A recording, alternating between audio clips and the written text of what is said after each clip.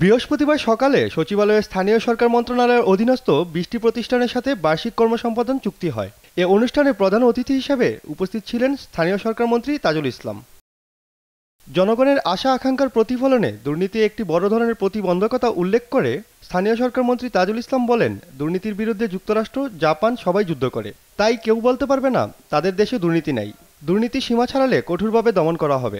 দুর্নীতিকে আমরা কোনোভাবে প্রশ্রয় দেব না এবং দিই না, এই মানসিকতাটা আমাদের মধ্যে থাকতেই হবে। তো সেই লক্ষ্যটাকে সামনে রেখে আমরা আমাদের কাজ করব। আমাদের কাজ করতে গিয়ে যদি কোথাও কখনো কখনো দুর্নীতি আমাদের কাছে আমরা অবহিত হই, তাহলে সে ব্যাপারে ব্যবস্থা নেওয়া হবে। এক প্রশ্নের জবাবে মন্ত্রী বলেন, জলাবদ্ধতা যথেষ্ট কমেছে।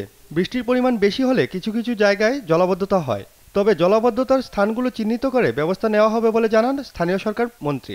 জলাবদ্ধতা যথেষ্ট কমেছে এবং এখনো কোথাও কোথাও এটার উপস্থিতি লক্ষ্য করা যায়। তো সেক্ষেত্রে আপনি এখানে বৃষ্টির ধরন, পরিমাণ, এটার উপরে অনেক ক্ষেত্রে নির্ভর করে। এ সময় ছাগলকাণ্ডে আলোচিত সাদেক এগ্রোতে অভিযান প্রসঙ্গেও কথা বলেন তিনি। আহাদ চৌধুরী, দেশ টিভি, ঢাকা।